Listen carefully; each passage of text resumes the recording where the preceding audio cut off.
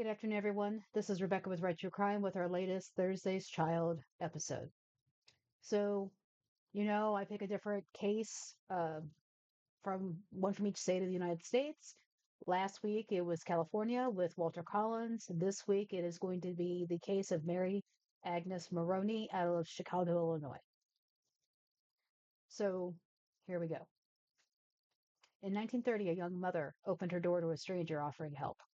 Within 24 hours, her 2-year-old daughter was gone, taken by a woman who vanished without a trace. For nearly a century, the mystery of Mary Agnes Maroney haunted her family and baffled investigators. Who was the mysterious Julia Otis? Where did Mary go? And could the truth ever be uncovered after all these years?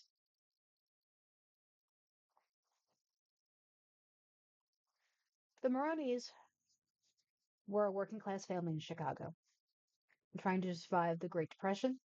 Michael worked odd jobs, and Catherine stayed home with their toddler, Mary Agnes. She was just 2 years old with dark curls and big brown eyes when everything changed. In May 1930, Catherine sent a letter to a local welfare agency asking for help feeding her children. Because at that time they had Mary Agnes, they had another baby, I think her name was Anastasia, and she was pregnant with her third child. The very next day, after she sent this request to the welfare agency, a woman showed up at their door. She introduced herself as Julia Otis and claimed to work with a social worker. She offered to take Mary Agnes to buy her new clothes and shoes, saying it would only be for a few hours. Catherine hesitated, but in desperate climate of the time and trusting the woman's demeanor, she allowed Mary to go. Julia promised she'd return the next morning, but she never did. The Maroney family called the police. Massive searches swept across Chicago. Tips poured in, but Julia Otis had vanished. No records, no background, nothing. The family received a letter written in elegant cursive, postmarked from Chicago. It was signed by Julia Otis. Please don't be too upset. I have taken Mary because I love her. I'm taking her where she will be cared for properly. A second letter came days later, this time from an Alice Henderson, claiming to be Julia's cousin, defending her actions. But there was no trace of either woman, no agency knew them, no paper trail, and Mary Agnes remained missing. Over the years, the Maroneys went on with their lives, never forgetting about their oldest child, but they continued to have, let's see, at that point they had Mary Agnes, Anastasia. She was pregnant with her third when she went missing. So they continued to have 5 more children even after that. And over the years, dozens of women came forward claiming to be Mary Agnes, each raising the family's hopes only to shatter them when the stories didn't match. In one case in the 1950s, a woman named Mary McClellan bore striking resemblance to the Maroneys. Even Catherine thought she might be her daughter, but fingerprints and blood tests said otherwise. The emotional toll on the family was enormous, and Michael and Catherine Maroney eventually passed away without ever finding out what happened to their child. So, 93 years later, in 2023, nearly a century after Mary vanished, modern DNA testing changed everything. The National Center for Missing and Exploited Children partnered with forensic genealogists to analyze the Maroney family DNA.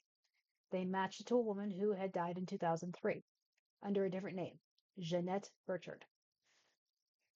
Jeanette had no idea she'd been kidnapped.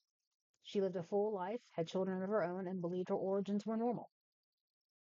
So Jeanette Burchard went to California for a little while. Um, the people who had her, we don't, to this day, they do not know if they were the ones who actually took her or they were given her by Julia Otis.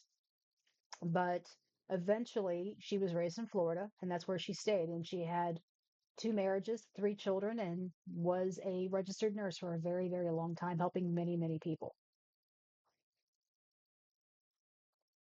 So the Maroney family, now several generations deep, finally had answers as to what happened to Mary Agnes. And what it found out was that her daughter, Jeanette Burchard's daughter, had DNA that connected her to the children of Mary Agnes's siblings. So her daughter is cousins to Mary Agnes's siblings' children. There was no other way to do that because the Burchards, or the family that raised Jeanette, were Polish. And her daughter came across as fully Irish, as the Maroneys are. So when they found out, and this is one interesting thing about this case, because the case has been solved, but not solved. Um, we don't know for a fact if Jeanette Burchard is Mary Agnes Maroney without exhuming the body of Jeanette Burchard and Catherine Maroney. And the family doesn't just want to do that. But the identity of Julia Otis remains unknown.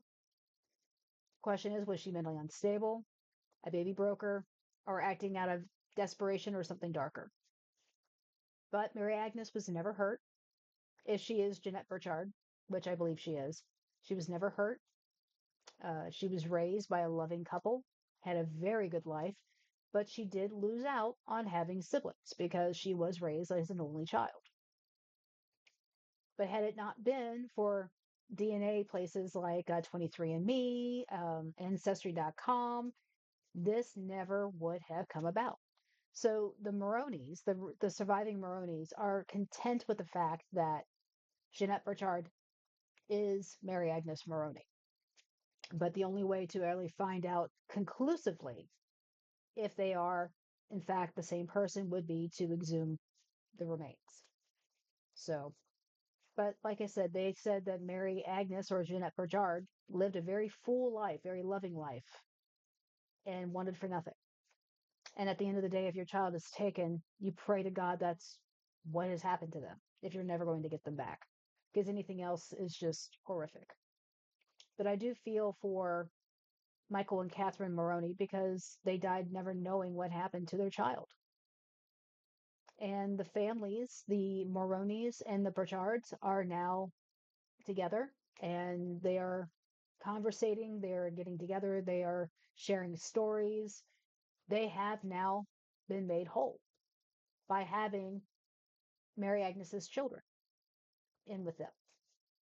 So it's just a very sad case because you hear about these kids just getting taken and you never know what happens to most of them. But it's believed to be that Jeanette Burchard and Mary Agnes Maroney are one and the same. So it just took 93 years for it to be discovered, but that is what it is. So Mary Agnes Maroney was never forgotten. And in the end, it was her family's persistence and the power of modern science that brought the truth to light. Her story is a painful reminder of how one moment of trust can echo across generations, but also a testament to how love and memory can never truly be erased. If you found this story important, please like, share, and subscribe. And if you know of a case that deserves more attention, drop it in the comments. But otherwise, thank you for tuning in.